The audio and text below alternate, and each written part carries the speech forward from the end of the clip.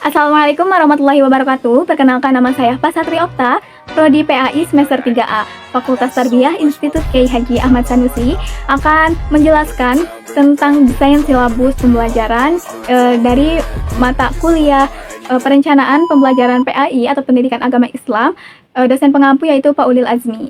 Undang-Undang Nomor 20 Tahun 2003 tentang Sistem Pendidikan Nasional Bab 4 Pasal 10 menyatakan bahwa pemerintah dan pemerintah daerah berhak mengarahkan, membimbing, dan mengawasi penyelenggaraan pendidikan sesuai dengan peraturan perundang-undangan yang berlaku. Nah, silabus ini adalah ancangan pembelajaran yang berisi tentang rencana bahan ajar mata pelajaran tertentu pada jenjang dan kelas tertentu sebagai hasil dan seleksi, pengelompokan, pengurutan, dan penyajian materi kurikulum yang dipertimbangkan berdasarkan ciri dan kebutuhan daerah setempat.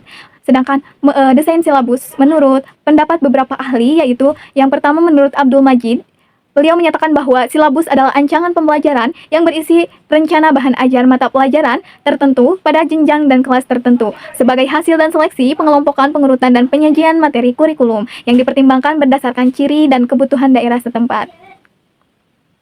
Sedangkan pembelajaran adalah proses belajar peserta didik yang ditransfer ilmunya oleh guru-guru di sekolah atau lembaganya masing-masing. Adapun manfaat adanya desain silabus pendidikan, yaitu yang pertama pembuatan rencana satuan pembelajaran, yang kedua yaitu pengelolaan kegiatan pembelajaran, dan yang ketiga yaitu penyediaan sumber belajar, serta yang keempat yaitu pengembangan sistem penilaian. Adapun manfaat silabus bermanfaat sebagai pedoman dalam pengembangan pembelajaran seperti pembuatan rencana pembelajaran atau yang disebut dengan RPP, pengelolaan kegiatan pembelajaran, dan pengembangan sistem penilaian. Nah, silabus ini merupakan sumber pokok dalam standar kompetensi dalam penyusunan perencanaan pembelajaran, baik rencana pembelajaran untuk standar kompetensi maupun satu kompetensi dasar. Nah, silabus juga bermanfaat sebagai pedoman untuk merencanakan pengelolaan kegiatan belajar serta klasikal, kelompok kecil, atau pembelajaran serta individual.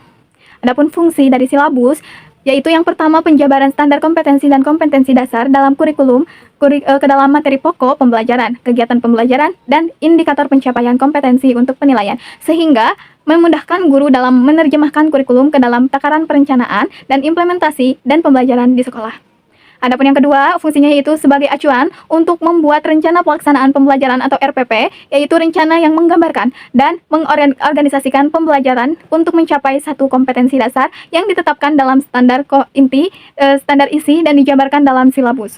Adapun prinsip-prinsip dari silabus pembelajaran ini, yang pertama yaitu ilmiah, bersifat ilmiah, yang kedua yaitu relevan, yang ketiga yaitu sistematis, yang keempat yaitu konsisten, yang kelima memadai, yang keenam yaitu aktual dan kontekstual, yang ketujuh yaitu fleksibel, dan yang kedelapan yaitu menyeluruh. Nah, komponen silabus ini mencakup keseluruhan ranah kompetensi seperti kognitif, afektif, dan psikomotor. Adapun prosedur pengembangan silabus pembelajaran yaitu dapat dilakukan oleh para guru secara mandiri atau berkelompok dalam sebuah sekolah atau beberapa sekolah. Kelompok musyawarah guru mata pelajaran atau yang disingkat MGMP atau pusat kegiatan guru yang disingkat PKG dan juga Dinas Pendidikan.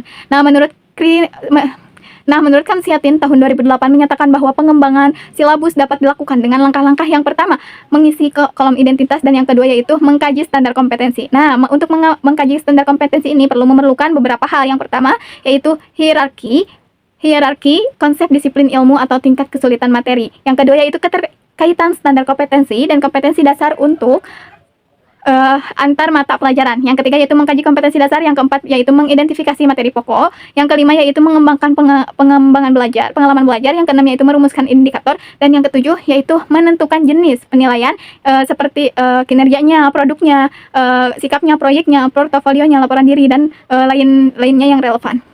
Adapun yang kedelapan yaitu menentukan alokasi waktu, yang kesembilan yaitu menentukan sumber belajar, dan yang kesembilan yaitu menentukan sumber belajarnya.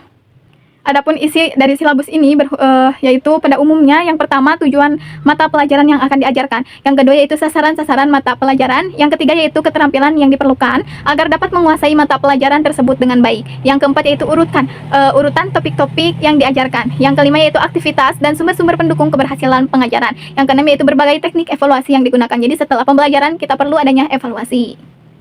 Yang kedua yaitu langkah-langkah penyusunan silabus. Yang pertama yaitu mengkaji dan menentukan kompetensi inti. Yang kedua yaitu mengkaji juga dan menentukan juga kompetensi dasar. Yang ketiga yaitu mengidentifikasi materi pokok pembelajaran. Nah, untuk mengidentifikasi materi pokok pembelajarannya itu perlu mempertimbangkan yang pertama potensi peserta didik. Yang kedua yaitu relevansi dengan karakteristik daerahnya. Yang ketiga yaitu tingkat pengembangan fisik, intelektual, emosional, sosial, dan spiritual peserta didik. Yang keempat yaitu kebermanfaatan bagi peserta didiknya. Yang kelima yaitu struktur keilmuan. Yang keenam yaitu aktualisasi, kedalaman, dan keluasan materi pembelajaran. Yang ketujuh yaitu relevansi dengan kebutuhan peserta didik dan tuntunan lingkungan. Yang kedelapan yaitu alokasi waktu. Adapun untuk yang keempat yaitu mengembangkan kegiatan pembelajaran. Nah, hal-hal ini perlu diperhatikan, yaitu meliputi memberikan bantuan guru agar dapat melaksanakan proses pembelajaran secara profesional. Yang kelima yaitu merumuskan indikator pencapaian kompetensi. Dan yang keenam yaitu menentukan jenis penilaian. Adapun format silabusnya.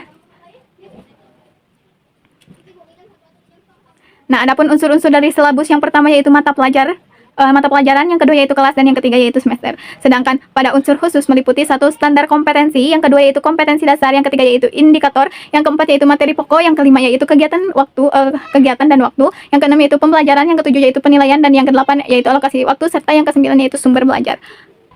Nah, cukup sekian untuk pembahasan desain silabus pembelajaran pada kali ini. Mohon maaf bila terdapat banyak kesalahan dalam pemaparan materinya karena kami masih belajar. Karena saya, Pak Satri Okta, masih belajar, mohon dimaafkan. Terima kasih. Wabillahi taufiq wal hidayah. Wassalamualaikum warahmatullahi wabarakatuh.